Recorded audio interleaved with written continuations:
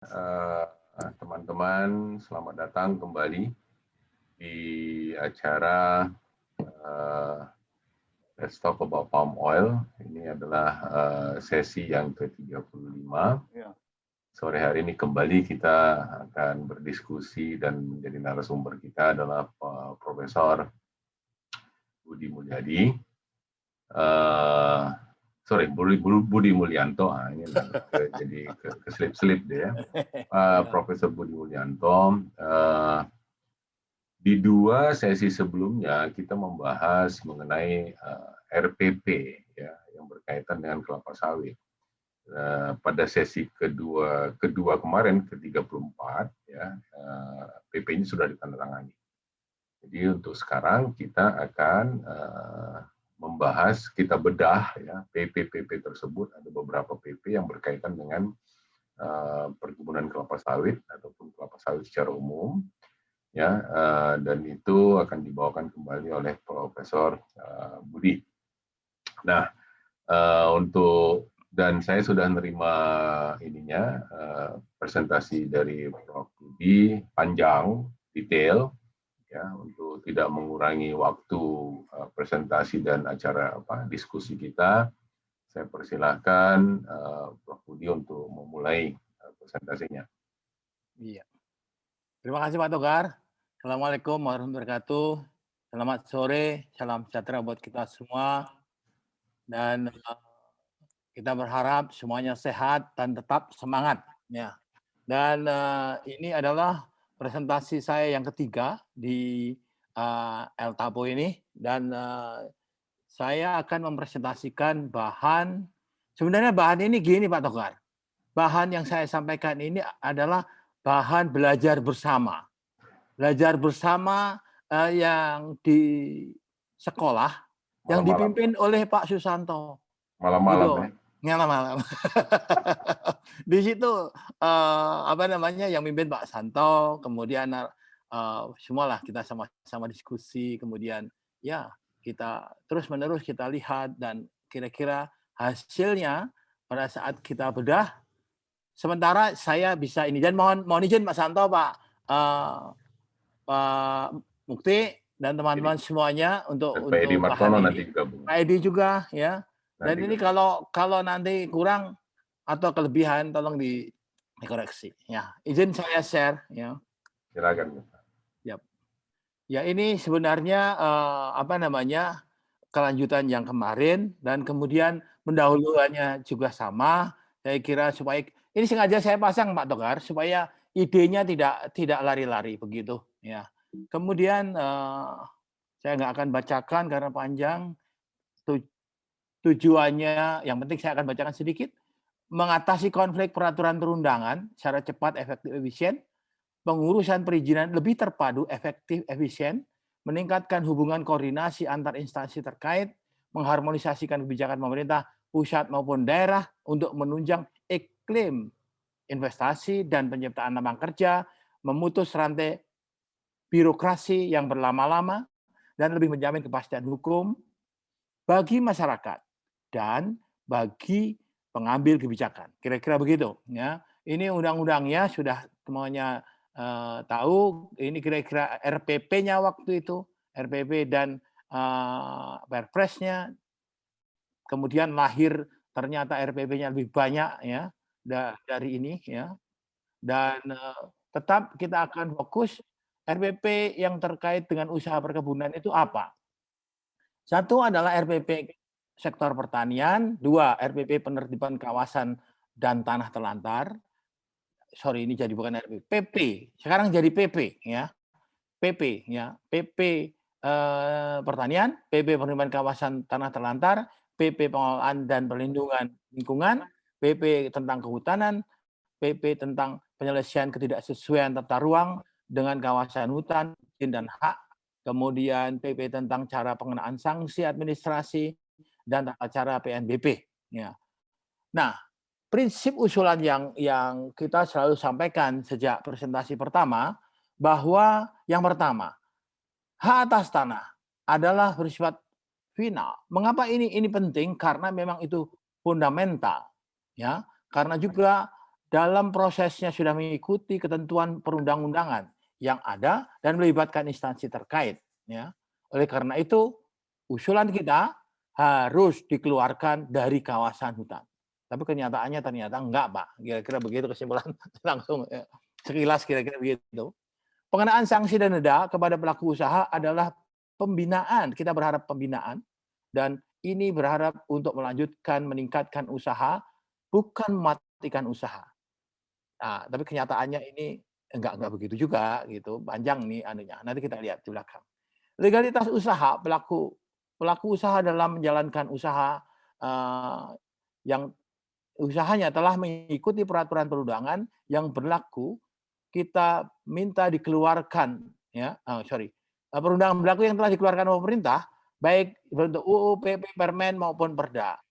Oleh karena itu kita usul agar instansi pemerintah saling menghormati dan mengakui, tidak seperti yang dirancangkan pada waktu itu, ya kan? Dan tidak menjadikan pelaku usaha sebagai objek kesalahan. Jadi kita jadi ke situ salah, ke sana salah. Itu jadi nggak betul. Ya, gitu. Usulan kita gitu. Kemudian ketentuan grandfather clause. Kemudian juga kita berharap mengenai pengaturan strict liability dan kearifan lokal itu diatur dengan baik melalui PP. Karena apa? Ya karena itu kita di lapangan ini dua-duanya itu tidak bisa mutual eksklusif, saling sambung menyambung dan bisa membahayakan bagi kita yang berusaha karena ya kita tidak bisa memisahkan satu sama lain. Nah, oleh karena itu berharap ada pengaturan yang spesifik melalui NSPK atau peraturan menteri gitu. Nah, ini sekarang kita akan tinjau PP 26 2001 tentang pertanian. Sebagian usulan masyarakat itu diakomodir, saya kira, tapi ada juga beberapa yang tidak diakomodir. Ini usulan kita ini ada tambahan ayat pada pasal 12 dan itu terkait dengan kewajiban memfasilitasi pembangunan kebun rakyat di sekitar sebagaimana dimaksud ayat 1. Itu dikecualikan bagi dibagi perusahaan perkebunan yang memperoleh IUP sebelum tanggal 28 Februari 2007 dan atau telah melakukan pola PIR-BUN, PIR, KPWA, dan pola kerjasama inti plasma. Lahan yang digunakan untuk kegiatan memfasilitasi kebun masyarakat disediakan oleh pemerintah maupun masyarakat. Ini usulan kita agar benar-benar memang kita memfasilitasi itu ready, kira-kira begitu. Tapi hasilnya adalah pasal 12 itu tetap ya, tidak tidak mengakomodir 2 poin itu. Dampaknya apa? Dampaknya sesuai dengan pasal 12 ayat 2, kewajiban memfasilitasi kebun masyarakat yang berlaku bagi perizinan berusaha baru dan kewajiban tersebut paling lambat 3 tahun sejak HGU diberikan.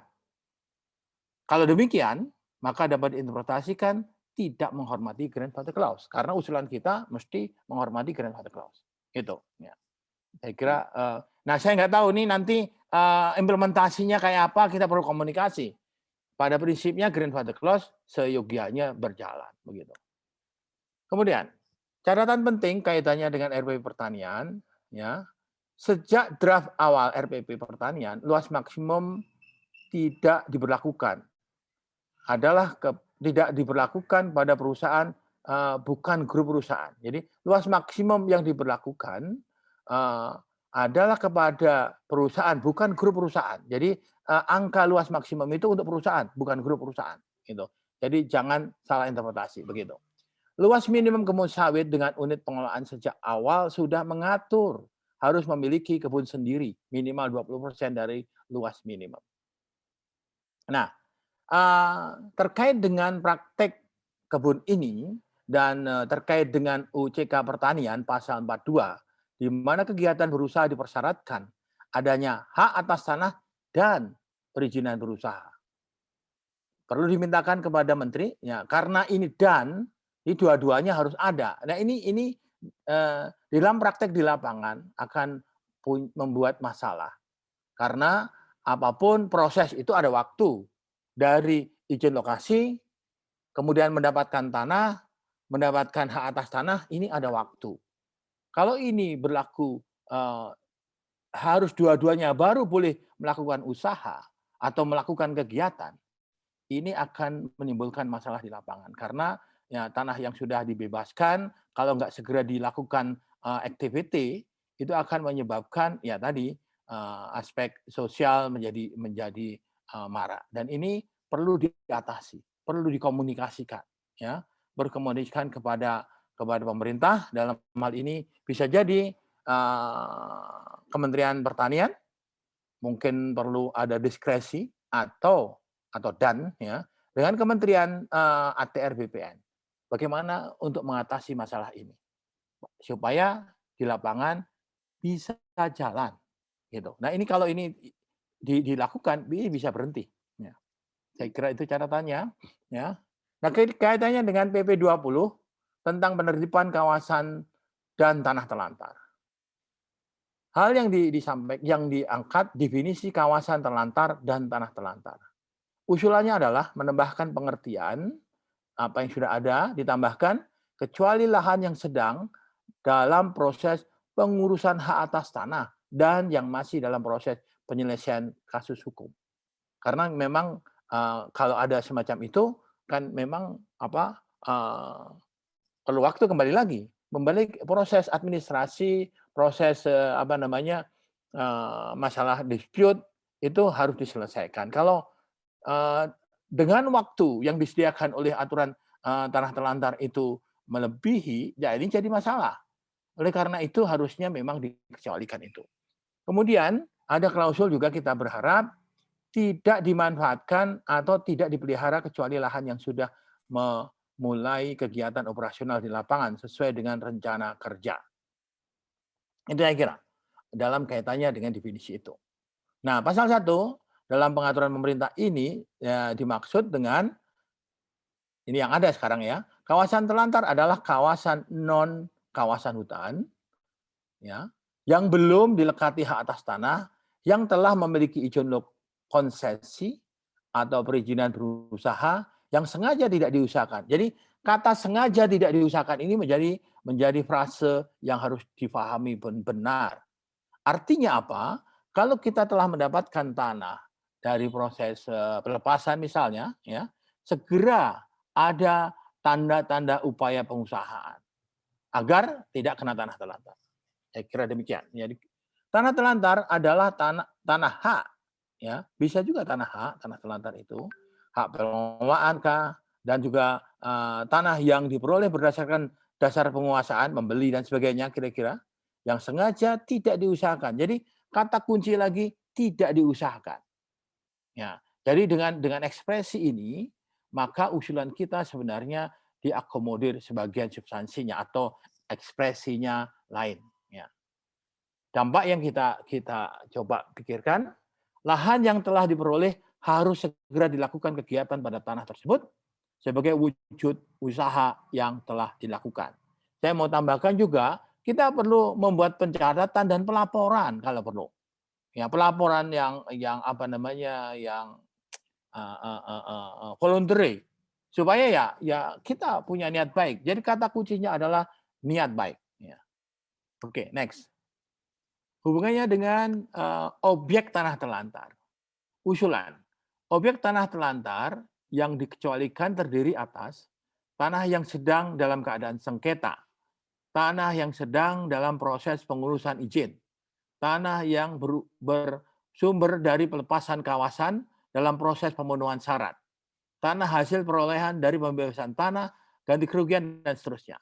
Tanah HGU yang sedang dalam proses pengajuan. Nah, ini memang harusnya tetap dipandang sebagai masih di dalam istilahnya penguasaan dan dalam pengelolaan yang yang dikuasai oleh subjek hak tersebut. Nah, ini harapannya begitu. Tapi pasal ini tetap dan artinya apa? Usulan tidak diakomodir. Dampaknya, lahan yang telah diperoleh harus segera dilakukan kegiatan. Ini suggestion saja. supaya tidak memenuhi tanah telantar yang ada di atas tanah.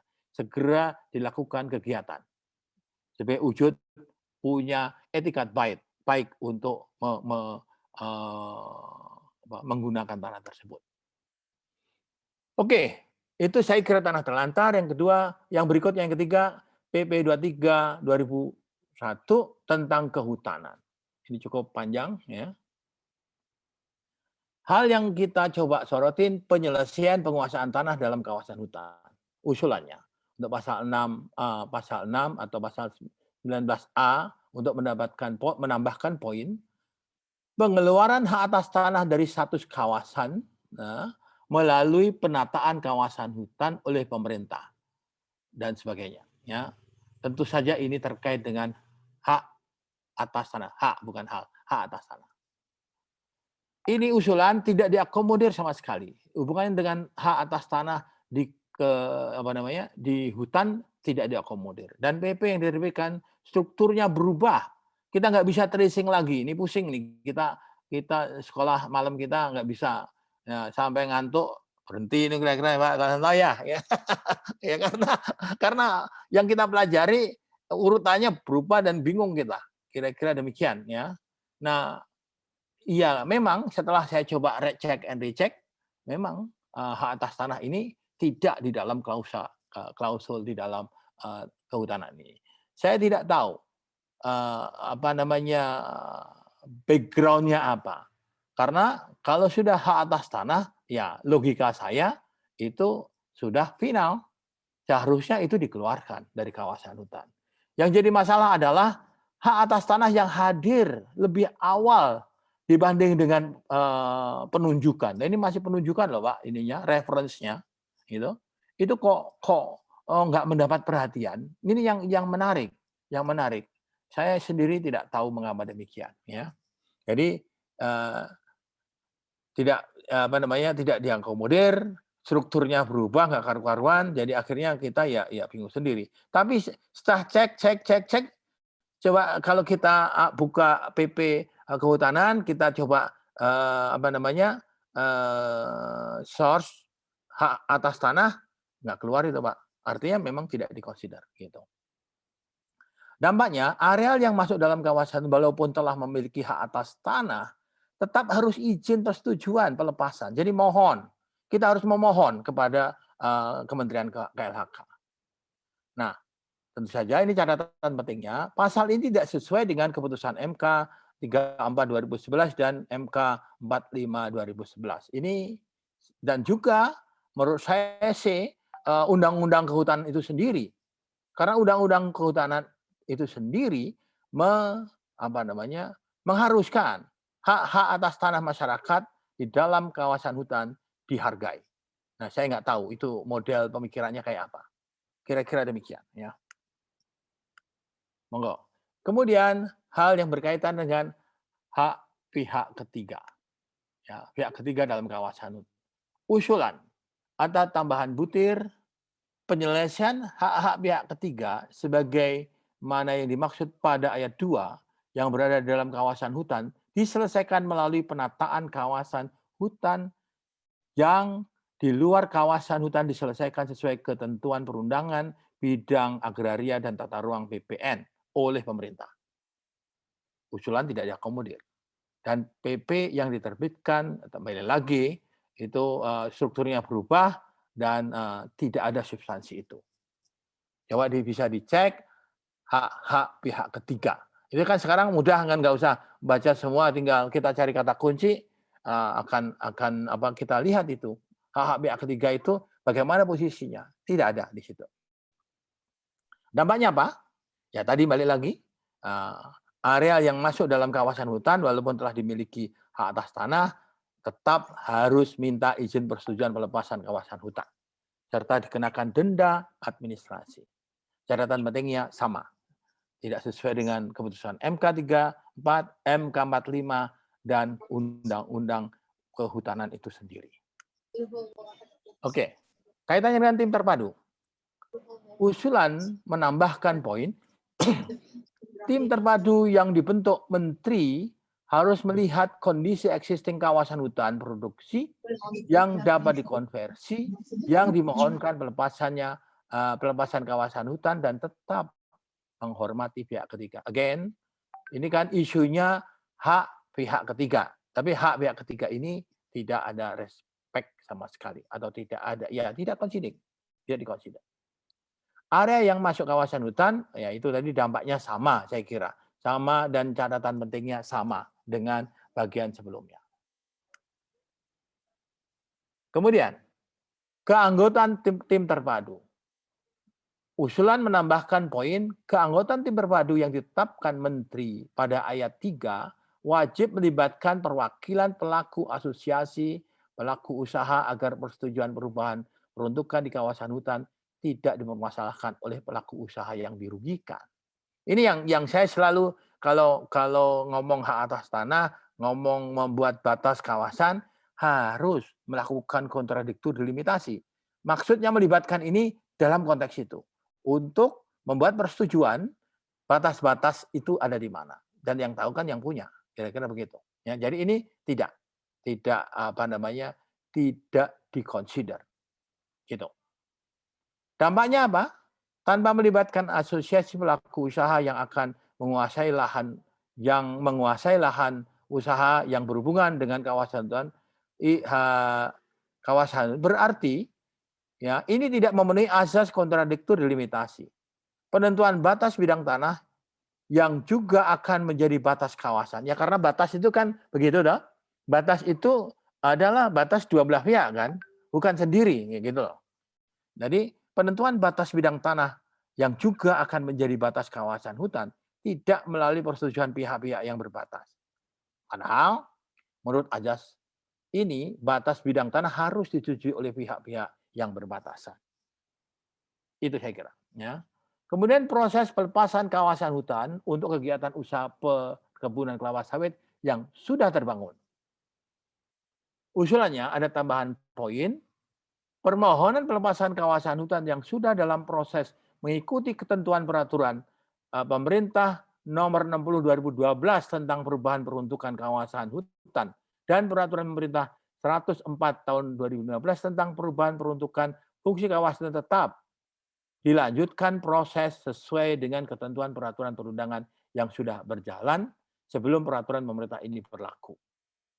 Usulan ini tidak diakomodir. Jadi hampir semua usulan kehutanan ini tidak diakomodir. Ya.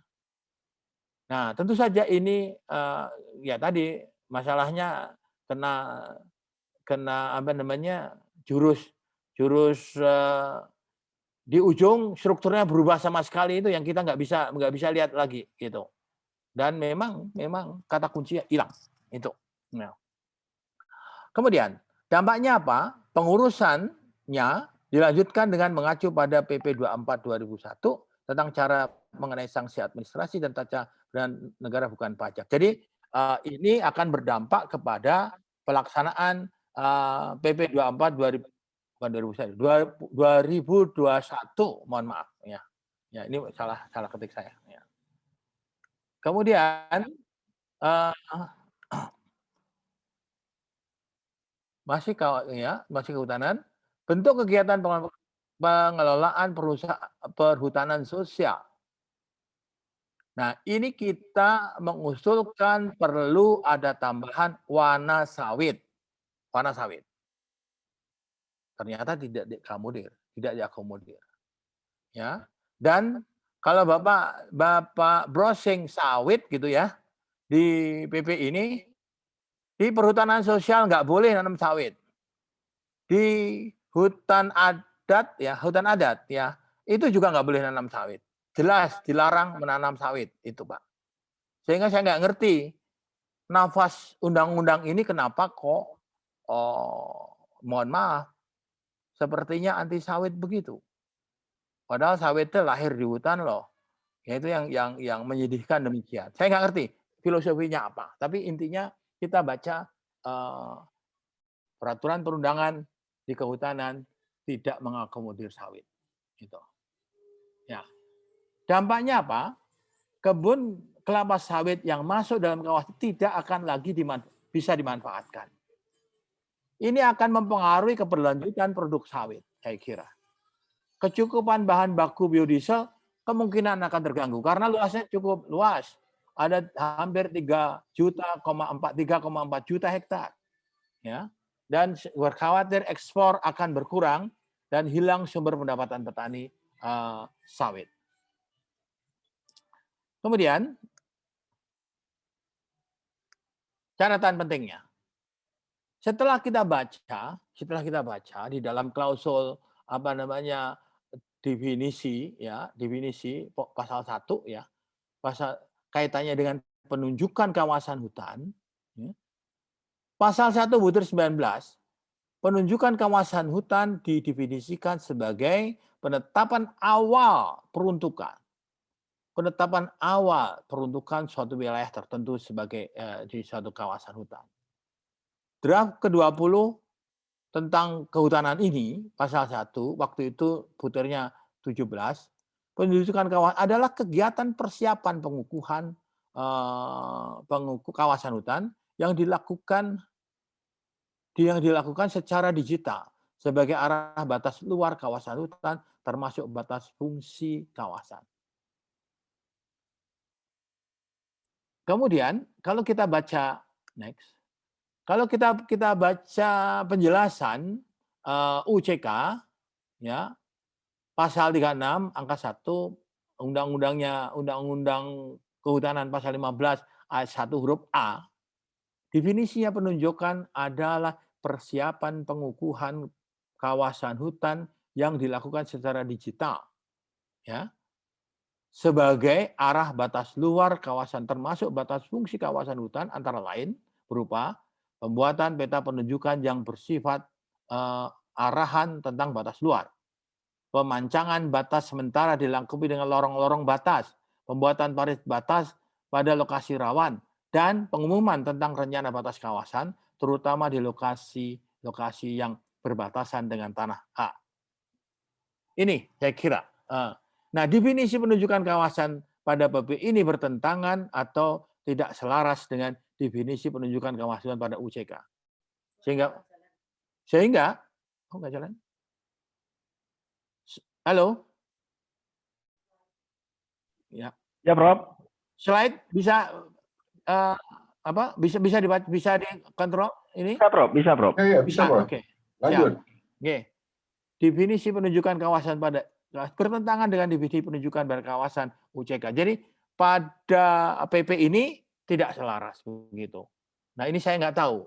Teman-teman hukum mungkin perlu mengkaji mendalam mengenai ini. Saya sendiri tidak bisa atau tidak kompeten untuk membuat kajian ini. Nah,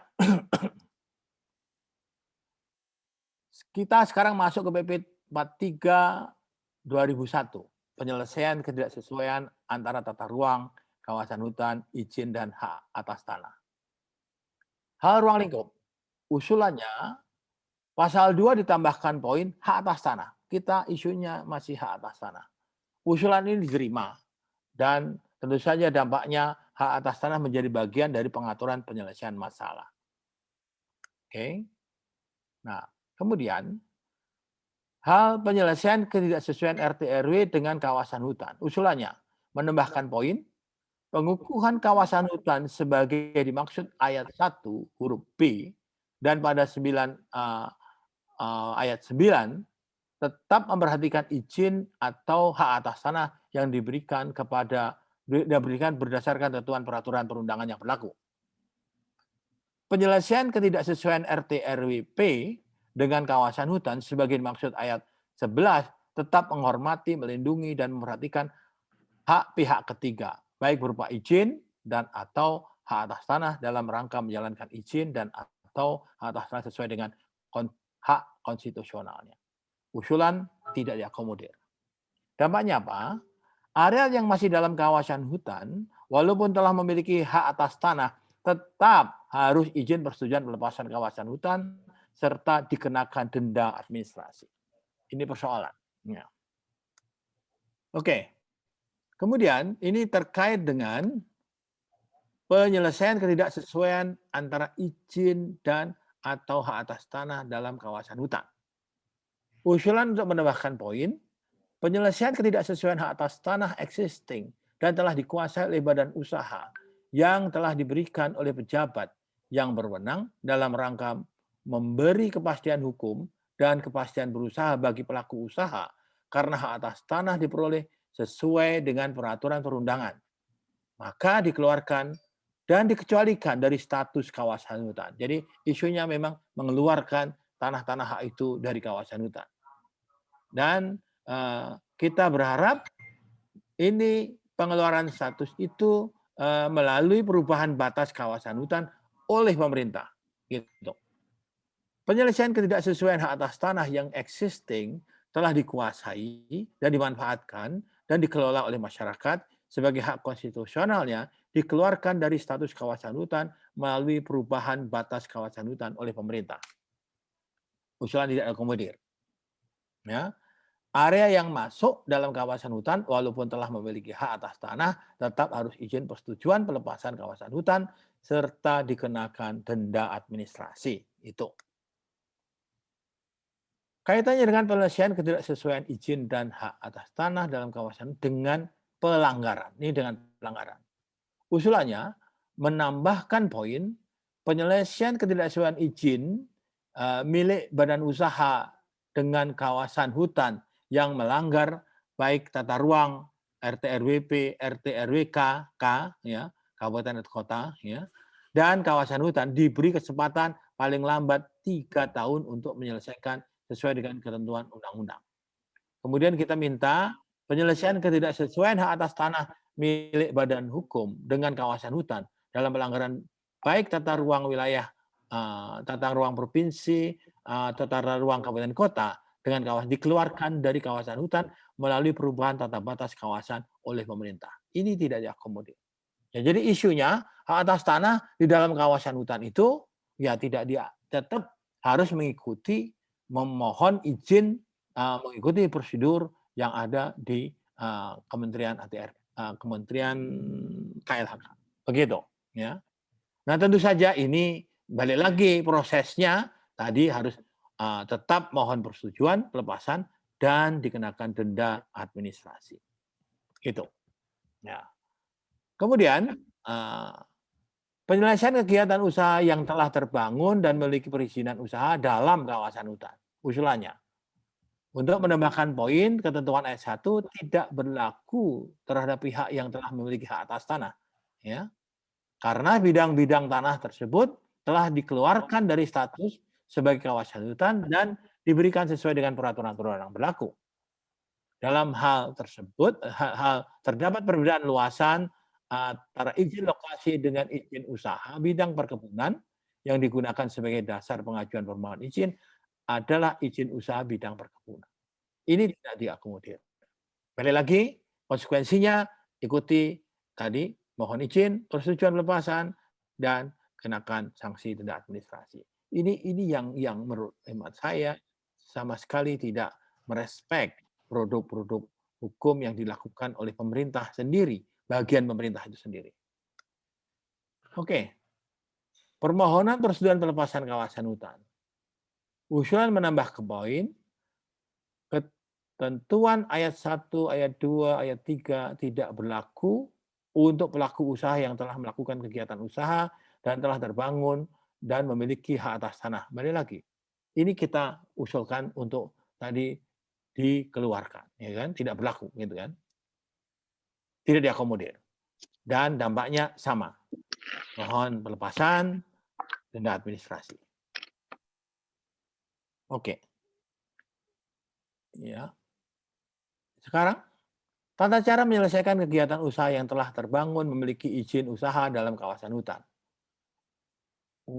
Ya, usulan menambahkan poin, ketentuan pada ayat 1, ayat 2, ayat 3 terkait dengan pembayaran PSDH dan DR tidak berlaku bagi pelaku usaha yang telah melakukan kegiatan usaha yang telah terbangun dan telah memiliki hak atas tanah.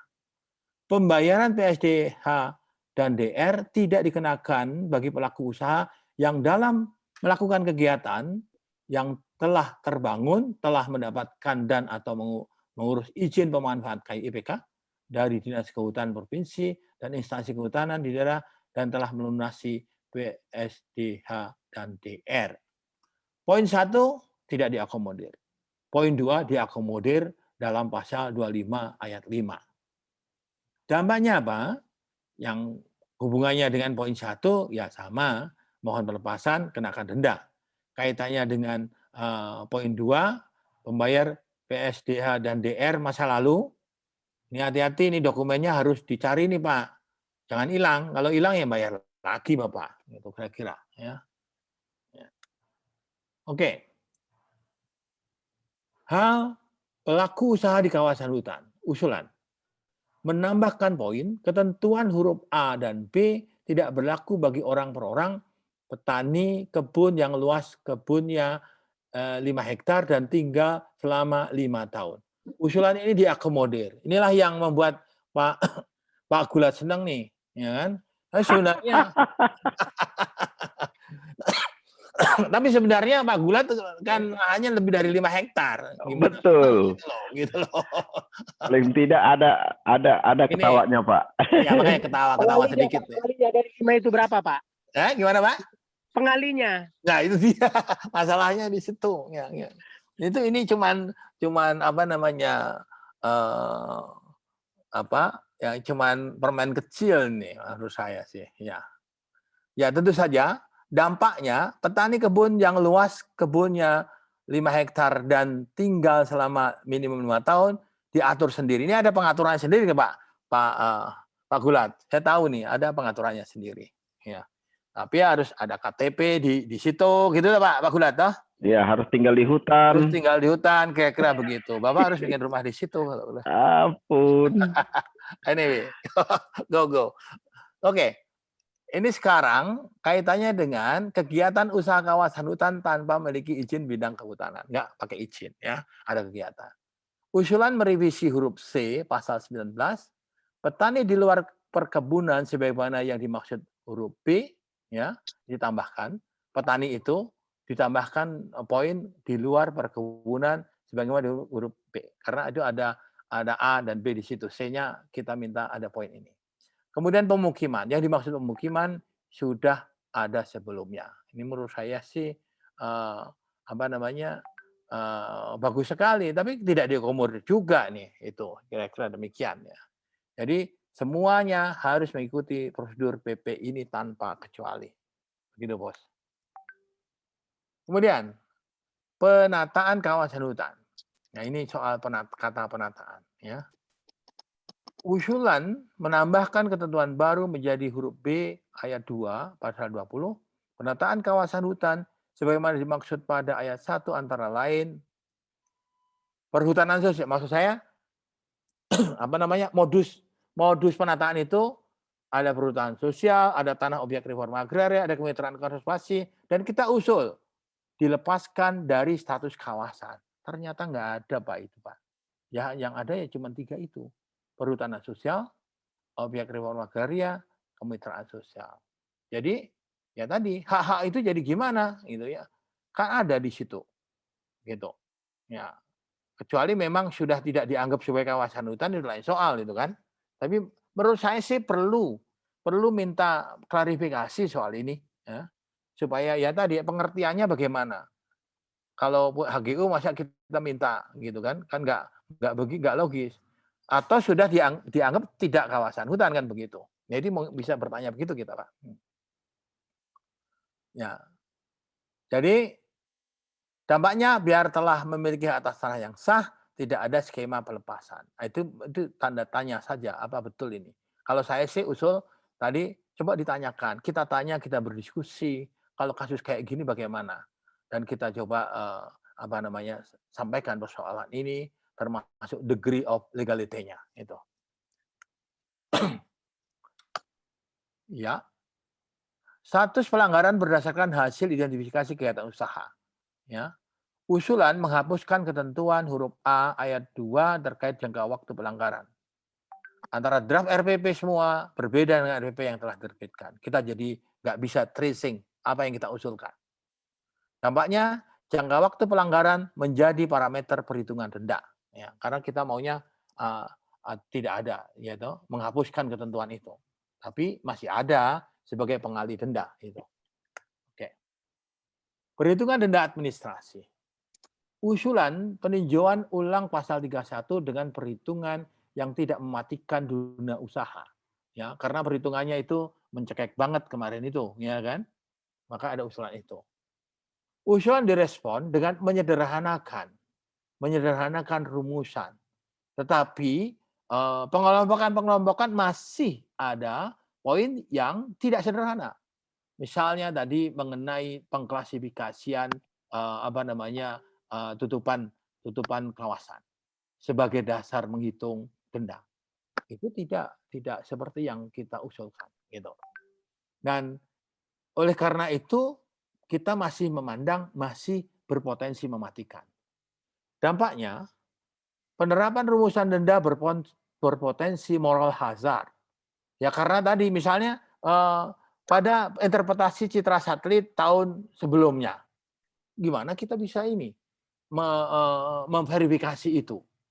Itu kan jadi sangat apa istilahnya subjektif dan sangat inilah variabel waktu, variabel interpreter itu menyebabkan moral hazard gitu.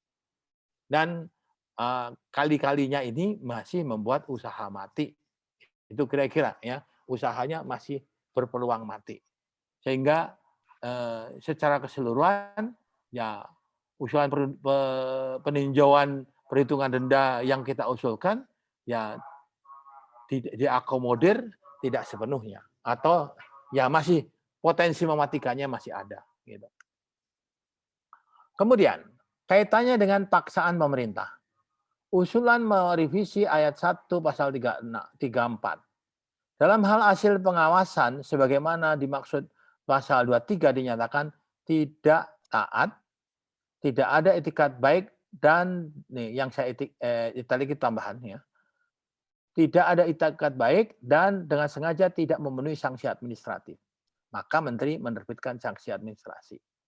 Itu. Ini usulan ini rasanya tidak diterima. Ya, sorry saya enggak. Ya, ini tidak diterima, tidak diterima. Nah, dampaknya bagaimana kita nggak tahu juga. Ya, saya nggak tahu nih.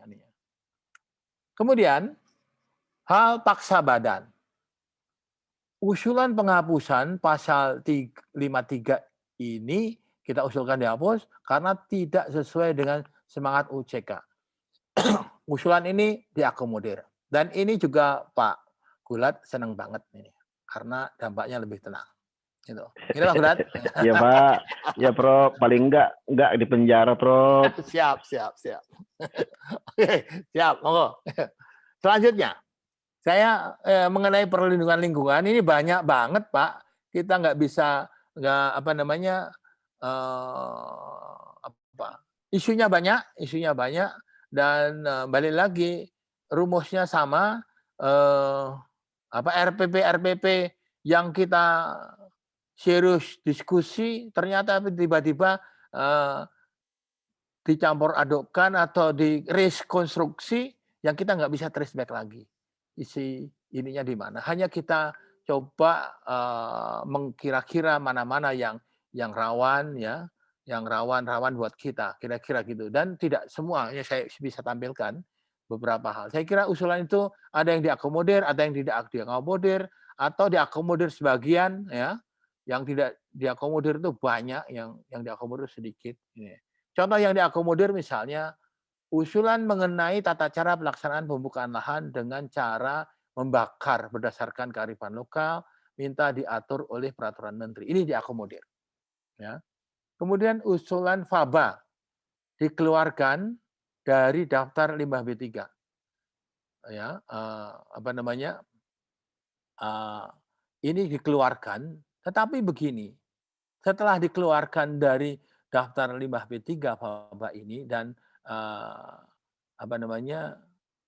faba ya, ini setelah dikeluarkan ternyata dan SBE ya, SBE dan faba dikeluarkan dari tabel limbah B3, namun dikelompokkan dalam limbah non B3 terdaftar. Ada juga limbah non B3 khusus. Nah, pengelompokan ini sebenarnya ada kewajiban untuk melakukan proses pengelolaan lebih detail. Jadi ada tetap tanda kutip limbah ini harus dikelola sesuai dengan peraturan perundang itu. Jadi secara kasat mata sepertinya dikeluarkan dari limbah B3, tapi sebenarnya juga limbah itu masih menjadi bagian yang harus dalam pengaturan ini. Yang dilakukan penanganannya menurut pengaturan ini. Itu. Memang kalau Faba ini sejarahnya kan ini gara-gara KPK kan. KPK mengusulkan supaya dikeluarkan. Ya dikeluarkan tetapi apa istilahnya? Di-handle dalam bentuk yang lain. Ya, gitu saya kira. Kemudian yang kita juga kasih highlight pentingnya soal klasifikasi sungai. Nah, dan klasifikasi sungai ini dalam klausul pasal di PP 22 ini, jika tidak memenuhi atau belum ditunjuk, belum ditetapkan kelasnya, dimasukkan kelas yang harus mengikuti baku mutu kelas 2. Ini stafnya Pak Santo teriak-teriak nih, mana mungkin di Indonesia itu yang sungai-sungai umum itu bisa mencapai kelas 2. Dari pH saja tidak akan mencapai pH antara 6 sampai 8.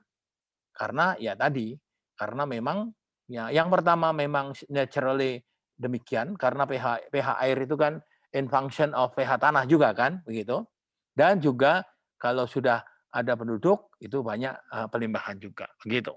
Sehingga ini secara kondisi pada umumnya tidak bisa memenuhi standar baku mutu kelas 2. Ini sangat perlu diperhatikan. Khawatir ya tadi kita nggak berbuat apa-apa, secara alaminya sudah di bawah standar kelas 2, kita mendapat masalah hukum. Saya kira ini juga kalau boleh didiskusikan juga kepada pihak pemerintah supaya pengaturannya ini menjadi lebih ya tidak menyusahkan usaha lah gitu. Penutup. Upaya menyampaikan aspirasi masyarakat terkait dengan penyusunan PP tindak lanjut Undang-Undang 11 2020 atau UCK cukup memberikan pengalaman yang menarik paling tidak buat saya sebagai mantan anggota tim serap aspirasi. Terdapat aspirasi masyarakat yang diakomodir sebagian, diakomodir dengan ekspresi lain, tidak diakomodir, dan bahkan tidak tahu apakah diakomodir atau tidak. Ya karena tadi direkonstruksi nggak jelas itu, kita nggak tahu diakomodir atau tidak. Beberapa PP terdapat substansi baru yang perkembangannya tidak bisa dilacak pada versi RPP sebelumnya. Ini fenomena yang saya amati, paling tidak ada 2 yang penting. Draft RPP yang berubah sangat drastis pada akhir-akhir waktu, sehingga tidak berkesempatan mengkritisi dan memberikan umpan balik terakhir. Pernyataan pasal di PP tidak sesuai, tidak selaras dengan undang-undangnya.